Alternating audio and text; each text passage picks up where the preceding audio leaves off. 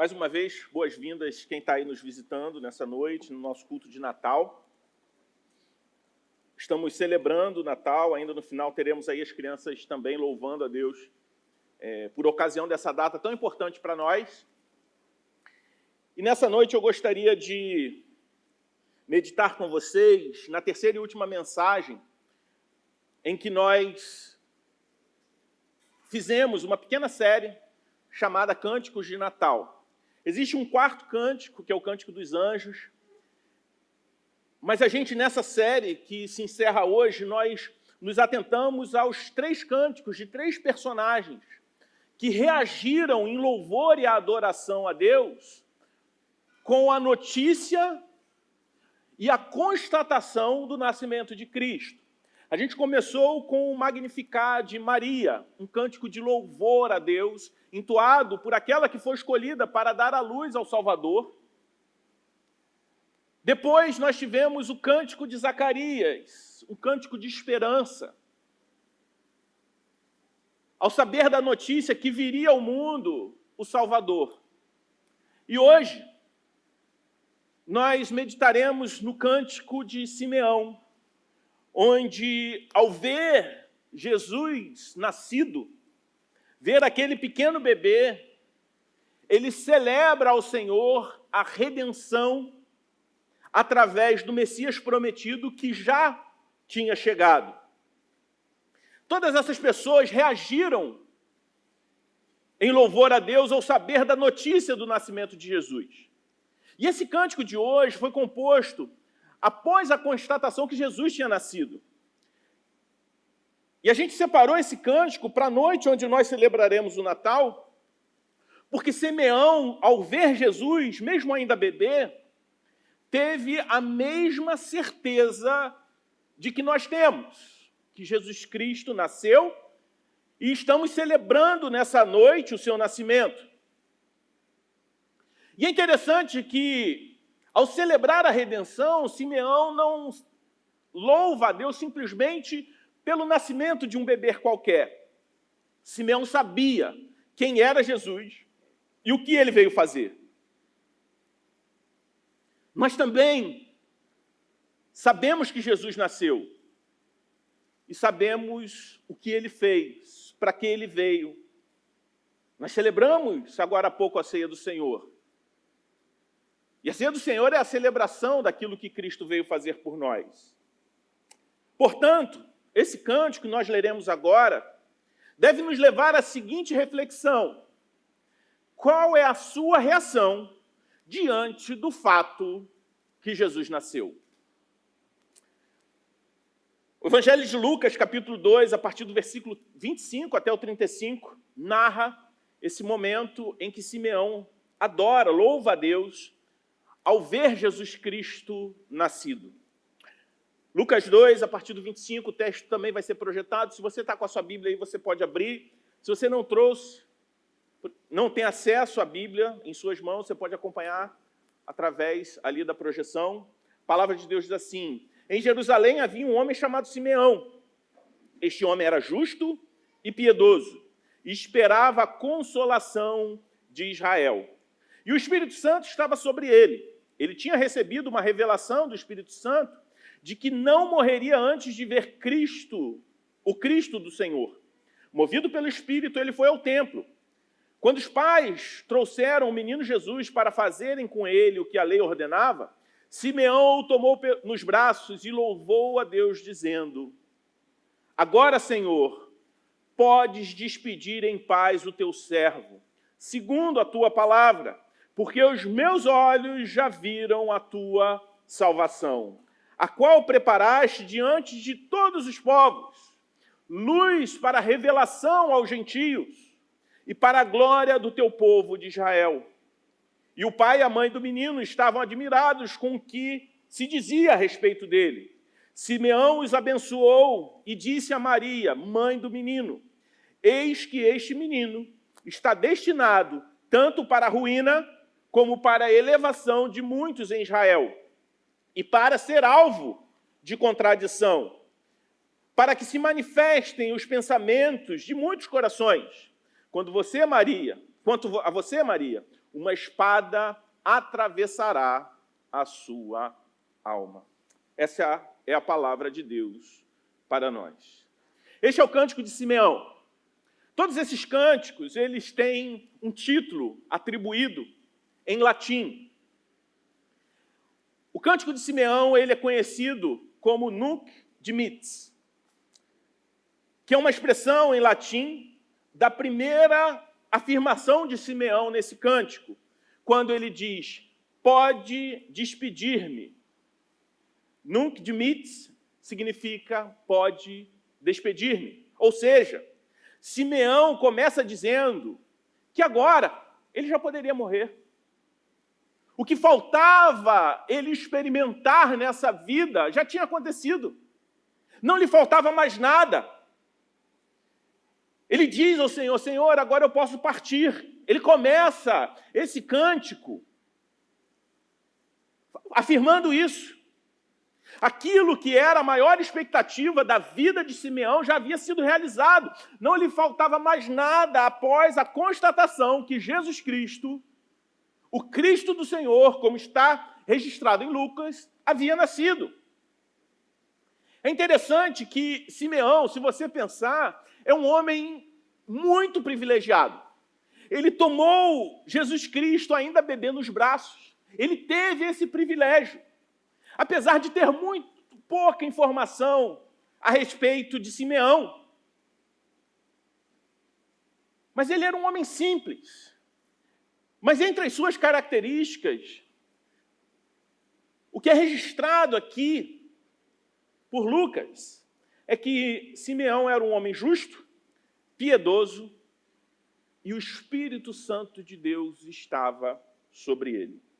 Esse homem simples recebeu uma promessa, uma profecia por parte do Senhor, através do Espírito Santo de Deus, que ele não morreria antes de ver a consolação de Israel.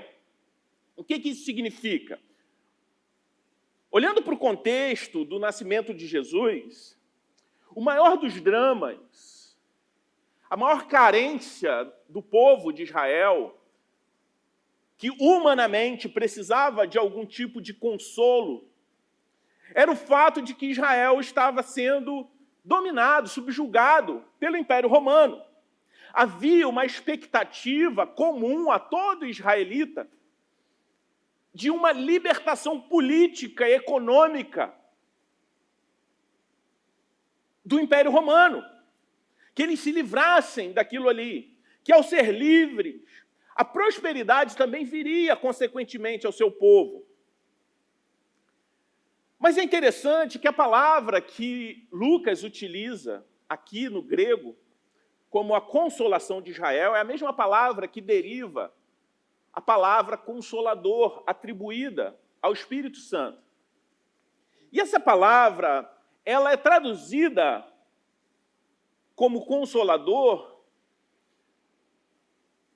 mas não é uma tradução literal, é uma palavra que se aproxima desse aspecto. Em alguns textos, essa palavra, inclusive, dependendo do contexto, ela é traduzida como advogado, que ela aponta para consolo, exortação, encorajamento, o Espírito Santo como nosso advogado, como intercessor. Essa palavra consolação deriva dessa mesma palavra grega, que, dependendo do contexto, ela é atribuída dessas diferentes formas. E não há nenhum erro, é porque é uma palavra que engloba todas essas características.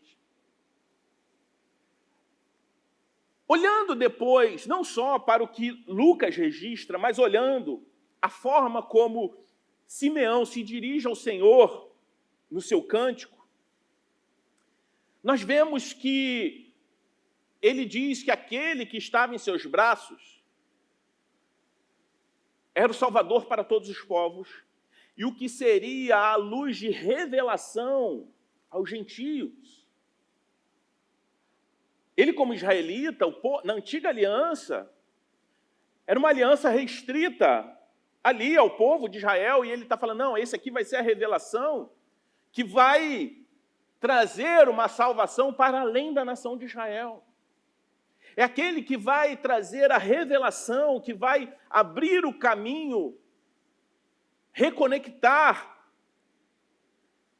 todos aqueles que ainda estão em pecado, todos aqueles que ainda estão perdidos, mas que vão ser salvos por Deus ao seu Criador. Ele também fala a Maria que a sua alma seria transpassada, apontando para a morte de Jesus. Ele fala que Jesus, ele seria alvo de glória e ruína, ele teria contradição, seria alvo de contradição, apontando para o ministério de Jesus, onde ele foi aclamado pelo povo e poucos dias depois, esse mesmo povo disse o quê? Crucifica-o. Aquele homem que despertaria curiosidade, que arrastaria multidões, mas que também teria que sair fugido do meio de religiosos, justamente por confrontá-los em sua hipocrisia. Aquele que seria traído pelos seus amigos, que conviveria com o espírito vacilante de um de seus discípulos mais próximos, como Pedro, que conviveria com a incredulidade e a infidelidade do seu povo, que a sua morte seria dolorosa e por isso a alma de Maria seria transpassada. Nós vemos que Simeão tinha uma expectativa que estava para além das carências temporárias do povo de Israel. Ele tinha uma expectativa sobre Jesus muito maior do que Jesus apenas como aquele que libertaria o povo de Israel do domínio romano, assim como muitos atribuíram isso a Jesus. Certamente, Simeão tinha expectativas e carências de natureza temporária. Certamente, Simeão, como um israelita, ele também desejava pela libertação política e econômica do povo de Israel. Certamente, além dessa preocupação política, ele tinha outro tipo de carência de ordem pessoal, familiar, porque todos nós temos. Todos nós, seres humanos, temos. Mas o que de fato levou Simeão a dizer nunc dimittis, ou pode despedir-me, foi a certeza que o Salvador havia chegado. Por isso, eu gostaria de te perguntar uma coisa. O que falta acontecer na sua vida para que você também possa dizer nunc dimittis? Paira na mente humana, no coração do homem, que algo deve acontecer na nossa vida antes da gente morrer. Nós funcionamos assim. Quantas histórias você já ouviu de pessoas que foram casadas por décadas? E na velhice, um dos cônjuges morre. E pouquíssimo tempo depois, o outro cônjuge também vem a falecer. Você já viu histórias assim? Quantas vezes você já ouviu de pais que fala o seguinte: eu quero ver meus filhos formados, com uma profissão e trabalhando. Depois disso, eu posso morrer em paz. Quantas pessoas traçam planos pessoais de uma ascensão profissional, de alçar um determinado cargo, uma posição profissional, ou de construir um negócio e diz o seguinte: esse é o meu alvo de vida. Se eu conquistar isso, eu posso me despedir em paz. O Senhor pode me levar. Eu lembro que na infância, eu ouvia uma expressão na TV que dizia assim, que todo homem, antes de morrer, tinha que ter um filho, plantar uma árvore e escrever um livro. Antes de morrer, tinha que realizar essas três coisas, senão a sua trajetória aqui na Terra estaria incompleta. Tem pessoas que têm expectativas mais periféricas e esperam que algo aconteça para que esse senso de realização chegue a eles. Por exemplo, os botafoguenses, especialmente aqueles que nasceram depois de 1995. Muitos estavam com uma expectativa de chegar nesse momento e dizer, nunca admite. Aí você pode estar pensando assim, o pastor é tricolor? Então ele falou, nunca admite. Não, não disse. Porque quem é tricolor sabe que a Libertadores é apenas um prelúdio de tudo que está por vir. Eu pedi ao Fernando a paleta de cores verde, vermelho e branco para a gente comemorar junto hoje. Estou brincando. Quem me deu essa ideia foi o Luiz Felipe, tá? E eu gostei. Certamente, Simeão tinha expectativas como os botafoguenses, como os tricolores, como os flamenguistas, que não ganharam nada esse ano. Calma, calma, né? Certamente, Simeão tinha expectativas de ter uma nova guitarra, como se ele fosse guitarrista como o Alan, de chegar em casa com mais um efeito, né? E a Juliana olhar mais um. Certamente ele tinha expectativas, carências de ordem pessoal, carências de ordem familiar. Porque ele era um homem comum, como eu e você. Mas a diferença é que a expectativa maior estava acima de todas essas outras carências temporárias que Simeão possuía. E essa expectativa maior governava todas as outras. Todas as outras carências temporais que certamente ele possuía estavam subjugadas a essa expectativa maior. A libertação política do povo de Israel poderia ser uma, muito provavelmente era uma expectativa, uma carência de Simeão. Afinal de contas, ele sofria com a situação do seu povo junto ao Império Romano. Mas todas essas palavras que Simeão profere ao entoar esse cântico de necessidades espirituais e não simplesmente algo de natureza temporal. Não era simplesmente uma expectativa ou uma frustração momentânea em relação à situação política que todo o povo de Israel experimentava. Por isso, para respondermos a essa pergunta, o que falta acontecer na sua vida para que você também possa dizer, pode despedir-me, Senhor? Nós precisamos atacar o problema. E qual é o problema? O problema é que quando nossas carências temporais se tornam as maiores expectativas que temos na vida, essas carências passam a governar a nossa vida.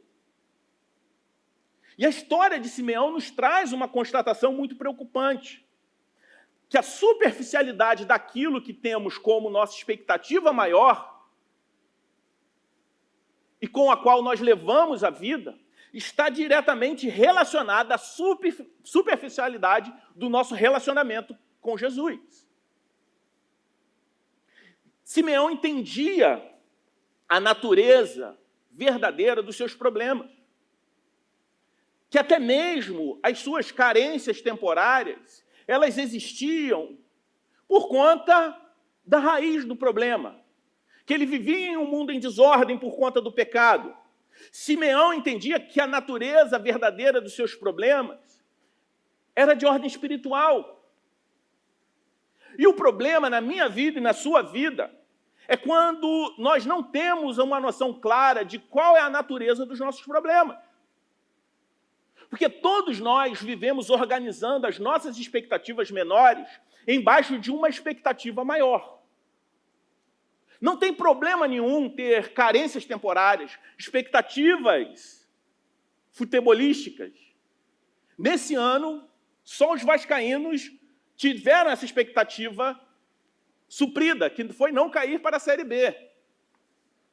Que é o que eles têm enfrentado sempre. Então, não caiu, a expectativa era essa. E saíram satisfeitos. Não tem problema ter expectativas temporais, carências menores. O grande problema é qual é a sua expectativa maior. Porque todas as expectativas menores, de ordem familiar, pessoal, sentimental, afetiva, elas são governadas por uma expectativa maior. E ela vai dirigir toda a sua vida. Isso é tão verdade que essa cultura do consumo que dirige a sociedade, ela trabalha exatamente nisso. Tentando prometer a você um produto ou uma experiência que, se você adquirir, você vai alcançar uma satisfação que vai resolver o problema da sua carência maior. Eles criam, na verdade, por vezes, uma carência. Eles trazem para você um problema que você nem sabia que tinha, ou talvez você nem tinha, mas você é convencido que tem essa carência. E depois eles tentam te vender algo que supra essa carência. E nós acreditamos nessa mentira. Nós acreditamos que a nossa felicidade virá por meio de suprimento das nossas carências temporais. Todos nós temos problemas pessoais. Nós temos, por exemplo, dificuldade com lidar com quem nós somos. Nós variamos nos extremos. Às vezes nos sentimos para baixo, inferiores. Por vezes nós achamos a última Coca-Cola no deserto. Nós temos muita dificuldade em lidar conosco mesmo. Temos problemas de natureza pessoal, temos dificuldade de compreender quem nós realmente somos. É interessante porque eu trabalhei no passado com um rapaz que era analista de sistemas, e o emprego anterior dele, ele era analista de sistemas de uma rede de sapatarias. Naquela época, ainda era comum a compra no crediário. Nessas grandes redes de loja, a pessoa fazia um crediário e comprava as coisas parceladas. E o sistema de informática que administrava isso tudo era foi desenvolvido por esse meu colega de trabalho. E ele falou assim: Cristiano, você acredita que tem pessoas que recebem, que tem lá, o cara preenche a ficha, dá o comprovante de renda, e era algo um pouco cruel, porque os juros eram muito altos, e o crédito que se oferecia à pessoa era muito maior do que, por vezes, a pessoa ganhava. E ele falou assim: eu vejo lá fichas de pessoas, quando eu estou dando manutenção do sistema, que ganha X e deve 3X em calçado. E você vai olhar as compras, são itens supérfluos. Tênis caro. Na época, era moda um Nike que tinha mola. Não era isso, Alan? Alan balançou a cabeça. Alan é dessa época, né, Alan? Aí o cara comprava de 4 molas. Aí depois lançava de quantas? 6 molas. Era horrível o tênis, mas o cara queria ser aceito. Me desculpe se você gostava e usava esse tênis, mas eu acho feio pra caramba. O cara comprava aquilo para se autoafirmar. Ele se endividava 3 vezes o que recebia, comprando vários calçados, e entre esses calçados estava um tênis. E ele, após adquirir o de 4 molas, ele descobria que foi inventado de 8. E as pessoas na rua estavam usando o de 8, e ele tinha que usar o de 8 antes de terminar de pagar o de 4 molas que ele financiou em 12 vezes, com juros. Mas quantas pessoas não se endividam para adquirir coisas que elas acreditam que vão suprir as suas carências de ordem pessoal?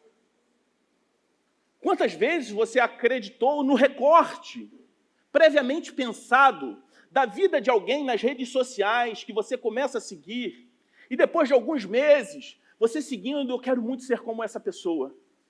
Aí quando vem o pulo do gato, para você ter o sucesso que ela tem, aí ela fala assim: clica no link abaixo, antigamente era arrasta para cima e compra o meu curso. Aí você compra, que às vezes você nem vai fazer. Aí quando você faz, se você termina o curso, e você não consegue o suposto sucesso que aquela pessoa tem, aí como você se sente? Um lixo. Por quê? Porque você acreditou num recorte, você comparou o palco daquela pessoa com os bastidores da sua vida. E acreditou que a performance daquela pessoa é o que falta para você ser uma pessoa de sucesso, um profissional de sucesso, um homem de verdade, uma mulher melhor, uma mãe melhor, um pai melhor. Porque nós temos dificuldades em reconhecer e entender quem nós somos. Nós temos problemas de ordem relacional uns com os outros. Nós não temos dificuldade só para lidar conosco mesmo. Temos dificuldade de lidar com os outros. A gente fica aí, de um lado para o outro. Tem hora que a gente é escravo da opinião das pessoas. A gente começa a viver a vida em função da opinião dos outros. A gente vive escravizado pela opinião dos outros. Em dado momento, a gente se torna essa pessoa, querendo impor sobre elas a nossa própria vontade, através da força ou através da manipulação. Por quê? Porque a gente tem um defeito no nosso... um defeito pós-queda, que fez com que a gente não se relacione de forma saudável com as outras pessoas. Afinal de contas, quantas vezes você já viu histórias, ou até mesmo já presenciou, de pessoas que traem umas às outras por um objetivo de vida, um objetivo profissional. Outros destroem amizades, laços de família são quebrados por conta de ganância, divisão de herança. Quantas vezes casamentos são desfeitos sob a desculpa de que a nossa felicidade está em um novo romance?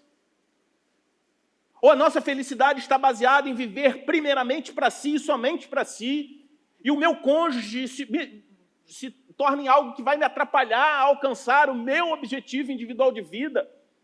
Pessoas fazem isso com os próprios filhos. Veem filhos como algo que veio para atrapalhar os seus planos individuais. Isso tudo ocorre porque o ser humano acredita que a sua felicidade será alcançada quando as suas carências temporais forem solucionadas. A gente não sabe se relacionar com a gente mesmo, com o outro. A gente não sabe se relacionar com o mundo. A gente vive nos extremos, ora sendo engolido pela cultura e ora acreditando que eu posso viver totalmente isolado, que o problema está lá fora e eu não vou me contaminar com a cultura e esqueço que o grande problema está dentro do meu coração. Simeão certamente tinha todos esses problemas que nós temos. Problemas de ordem pessoal, relacional, cultural, a relação com o mundo. Ele era um ser humano pecador, como eu e você. Mas ele havia entendido que nenhum desses problemas era o seu problema maior, era o seu problema mais básico. Por isso ele ansiava pela consolação de Israel, aquele que seria o advogado, o consolador, o redentor. Simeão entendeu que todos os seus problemas pessoais, relacionados ao mundo, ao outro e a ele mesmo, são frutos do problema maior que é de natureza espiritual. Então, qual é a nossa questão, o nosso problema mais essencial? Eu e você fomos criados por Deus e para Deus. E ao sermos criados por Deus e para Deus, fomos criados com o propósito de achar em Deus a fonte que preenche todas as lacunas da nossa alma. E é a partir do vínculo nosso com Ele que todas as outras relações que nós estamos envolvidos, a nossa relação conosco, com o outro e com o mundo, encontram harmonia. Nós fomos desenhados por Deus para operar dessa forma.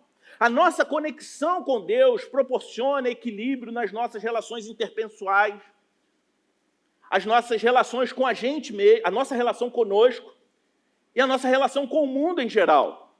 Foi assim que Deus nos criou. No entanto, em Adão, todos nós fomos iludidos pela voz da serpente, convencidos que seria melhor viver isolado de Deus, distante de Deus, separado de Deus. Isso nos levou a enfrentar todos esses desafios de ordem pessoal, relacional e com o mundo.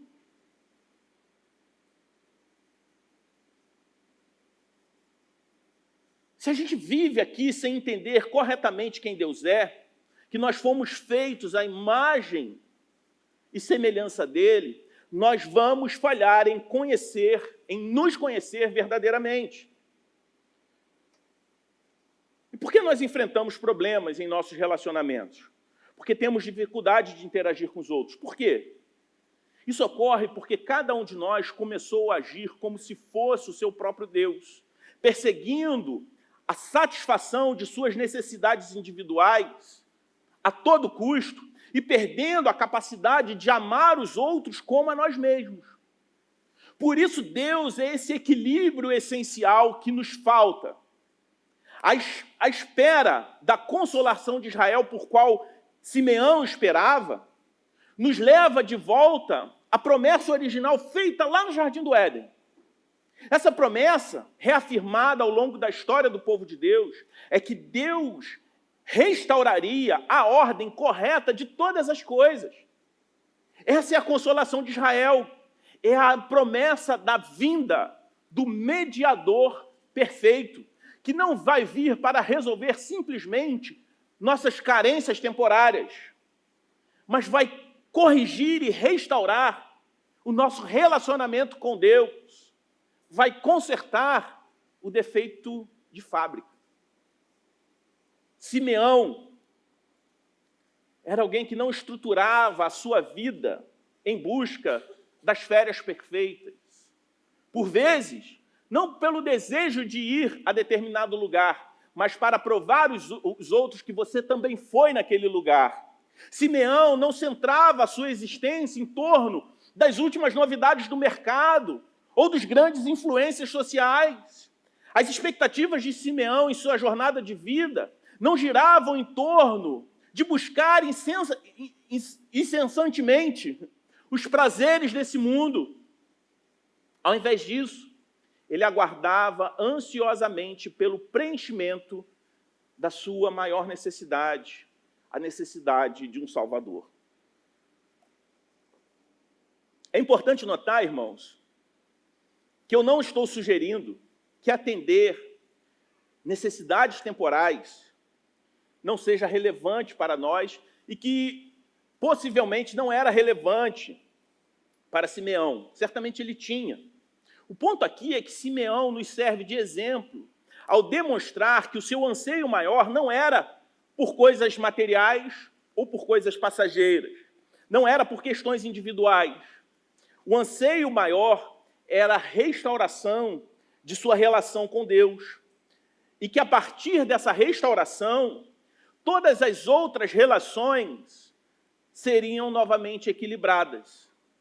Por isso, na sua canção ou oração que ele faz ao tomar Jesus em seus braços, era que naquele momento em diante ele poderia partir. Que a certeza do que Deus havia prometido tinha sido cumprido. Ele orou antes ao Senhor dizendo que ele não queria partir desse mundo sem testemunhar o cumprimento da promessa divina. E ele não estava falando como uma canção gospel contemporânea que falava: eu não morrerei sem a promessa de Deus se cumprir, quem tem promessa de Deus não morre. Muitos morreram sem ver a promessa se cumprir, e eram promessas maiores do que promessas ou anseios pessoais que você, na sua vida, atribui como promessa divina. Simeão se destacava por ser um homem único. Observem bem, a diferença fundamental entre Simeão e muitos nos dias atuais não reside apenas no objeto das suas esperanças. Enquanto a maioria hoje busca em satisfazer necessidades temporais, Simeão ansiava atender às carências espirituais. No nosso tempo, não é raro que as pessoas percebam que possuem uma falha espiritual. Por vezes, as pessoas chegam a essa conclusão, mesmo sem conhecer o Evangelho. Buscam viver satisfazendo a partir de desejos, de várias outras coisas, e percebem o seguinte: nada disso está me satisfazendo, eu preciso de algo de ordem espiritual. E isso é mais importante do que as necessidades temporais. Contudo, quando eles tomam consciência disso, eles tentam resolver por conta própria. Alguns se voltam para práticas místicas, acreditam que tais atividades irão sanar suas carências espirituais. Outros buscam causas nobres para se engajar, para se tornar alguém melhor, praticando boas obras. É importante frisar, irmãos, que, se tratando até de alguns engajamentos por causas nobres, são ações louváveis. No entanto, o que eu estou enfatizando é que tais esforços, por mais nobres que sejam, são insuficientes para resolver o nosso problema mais profundo. A restauração da relação com Deus não é algo que possamos alcançar por meio dos nossos próprios esforços ou obras. Além disso, existem aqueles que se voltam para o legalismo, para o moralismo, que buscam cumprir rigorosamente regras e normas, na esperança que isso preencha o seu vazio espiritual, que essa obediência construa um caminho até Deus e resolva essa lacuna na sua vida. No entanto, essa abordagem também é falha em restaurar verdadeiramente a nossa relação com o nosso Criador. É falha em tentar trazer equilíbrio às demais áreas da nossa vida. Simeão foi um homem que compreendeu que apenas através da graça de Deus, manifestada na promessa de um Salvador, poderíamos encontrar a verdadeira satisfação de nossas necessidades espirituais. Simeão compreendia que somente a realização da promessa estabelecida lá em Gênesis poderia atender às suas mais profundas necessidades. Simeão estava ciente de que necessitava de alguém que o substituísse diante da justiça divina. Que ele necessitava de alguém que oferecesse perdão pelos seus pecados.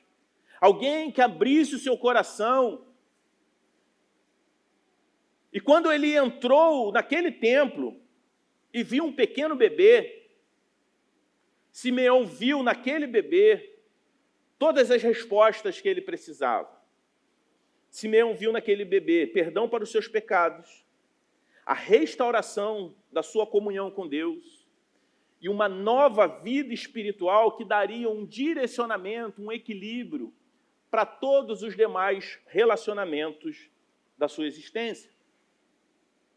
Olhar para Jesus Cristo significa chegar à compreensão que a gente não precisa de mais nada. Ao contemplar Jesus e ter um encontro pessoal com Ele, Simeão reconheceu que não precisava de riquezas terrenas, nem das aspirações de viagens exuberantes ou alcançar cargos altos em sua sociedade. E mesmo que Deus lhe concedesse tudo isso, todas essas coisas, ele sabia que poderia utilizar cada uma delas para a glória de Deus, mas que cada uma dessas coisas não eram essenciais, pois em Cristo ele já possuía tudo o que ele precisava. O Redentor que veio ao mundo para satisfazer a justiça de Deus, que restaurou a sua relação com o Criador e que também equilibrou todas as outras relações da sua vida. Todos os dramas temporais se tornaram poeira perto do que tinha acontecido. Por isso, Simeão nos oferece uma lição muito importante. Aquilo que nós desejamos, aquilo que nós temos em nosso coração, como depois que acontecer isso eu posso morrer em paz, fala diretamente como nós vivemos a nossa vida. O apóstolo Paulo fala que nós somos,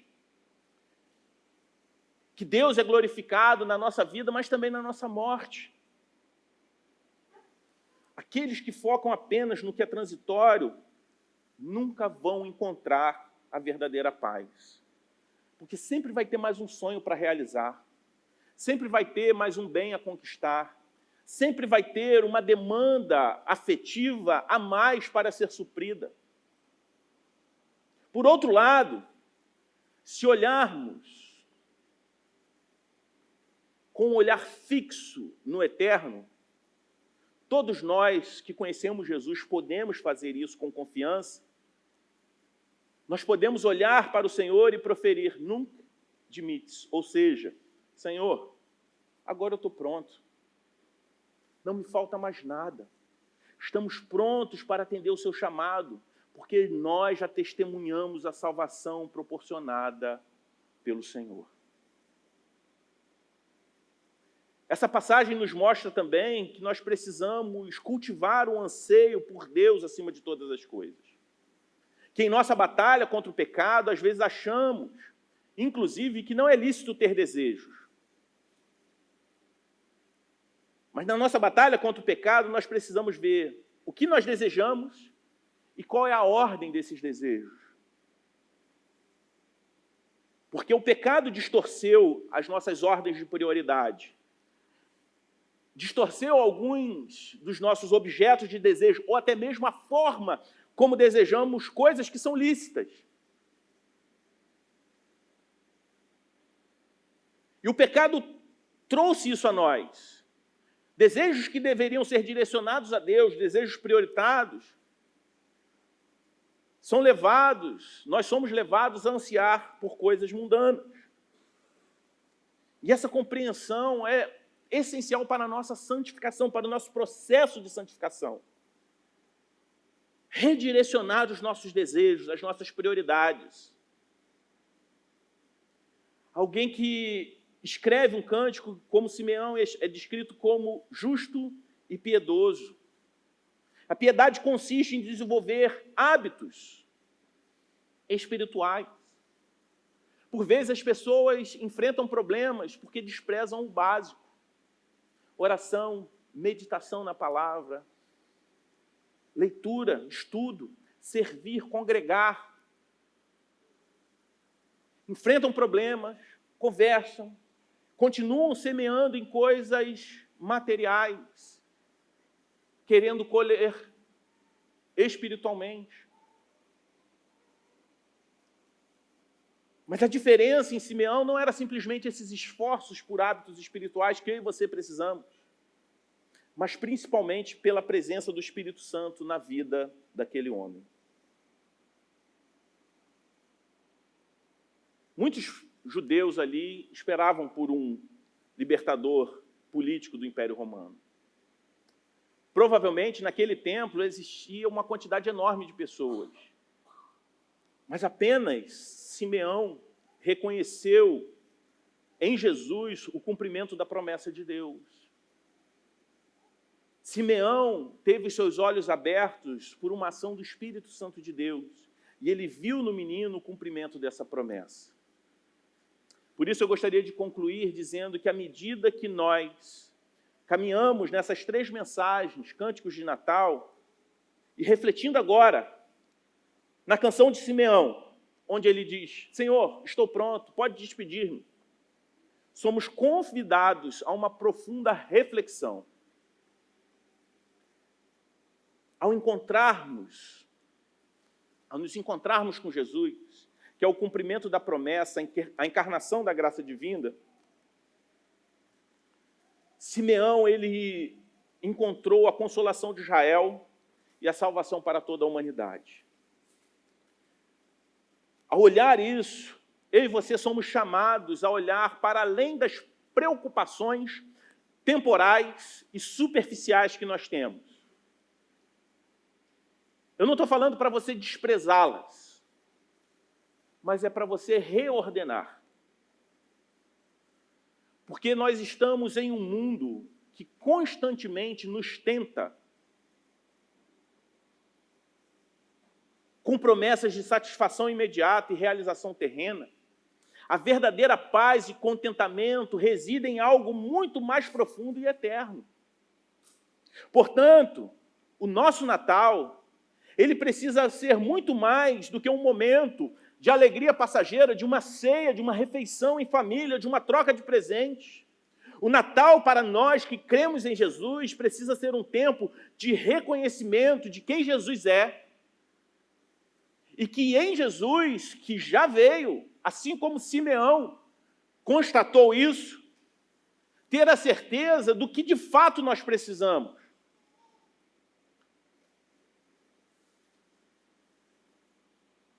Que eu e você possamos viver as nossas vidas com a perspectiva de que em Cristo todas as nossas carências elas são supridas. Todas as nossas relações são equilibradas. de forma instantânea? Claro que não, todos nós enfrentamos nossos dilemas. Mas antes de tudo, a gente precisa ter a nossa relação com Deus, que é o nosso ponto de equilíbrio restaurado.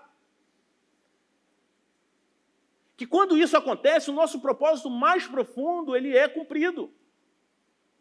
Que em Cristo nós temos tudo o que nós precisamos para caminhar. Não estaremos isentos de dores, de lutas, mas temos tudo. Pastor Tim Keller, ele tem uma frase que diz: até você perder tudo, mais ou menos assim que ele fala, enquanto Jesus não é tudo que você tem, você não vai entender que ele é tudo que você precisa. Quando falham todas os outros recursos e você só tem Jesus, às vezes é nesse momento que você descobre que é Jesus o tudo que você precisa. Portanto, o Natal precisa ser um momento de reflexão e de renovação em nossos corações pelo desejo de buscar a Deus acima de tudo. Se lembrando que a sua maior necessidade não são suas carências temporárias, por mais legítimas que elas sejam, mas a restauração eterna em Cristo. E assim, vivendo nessa esperança, nessa verdade, nós também podemos dizer com confiança, assim como Simeão disse, nunc dimittis, ou melhor, Senhor, agora estou pronto, pois eu vi a tua salvação. Será que você pode dizer isso? Vamos orar? Pai Santo, nós te louvamos, Senhor, porque em Jesus Cristo o Senhor providenciou tudo o que nós precisamos. Sabemos, Senhor Deus, que em Cristo nós não estamos isentos, Senhor Deus, da presença do pecado no mundo. Mas te louvamos porque já fomos libertos dessa escravidão.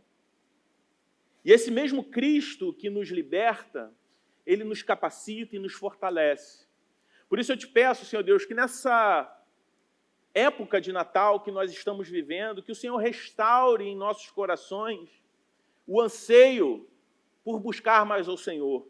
Buscar mais e compreender que o Senhor é tudo aquilo que nós precisamos. Que em Cristo nós seremos satisfeitos a despeito de todos os sofrimentos que enfrentamos nesse mundo. Por isso eu oro a Ti, em especial também pela vida dos meus irmãos, das minhas irmãs que estão aqui, e que talvez estejam sofrendo em seus relacionamentos interpessoais, pessoais, a forma como interagem com o mundo. Pessoas que estão se sentindo esmagadas, Senhor Deus, por conta da presença do pecado em nós, que retirou de nós essa harmonia plena conosco mesmo, com o outro e com o mundo. Por isso eu te peço que o Senhor manifeste a sua graça na vida desse irmão e dessa irmã nessa noite. Que ela saia daqui, que ele saia daqui com o espírito renovado, confiante de que, apesar das suas dores, que apesar, Senhor Deus, dos seus sofrimentos, das suas lutas, em Cristo, ele já tem tudo o que precisa. Que o Natal seja essa data. A data em que nós celebramos o Cristo que veio, o cumprimento da promessa de restauração de um relacionamento verdadeiro contigo. Essa é a nossa oração no nome de Jesus. Amém.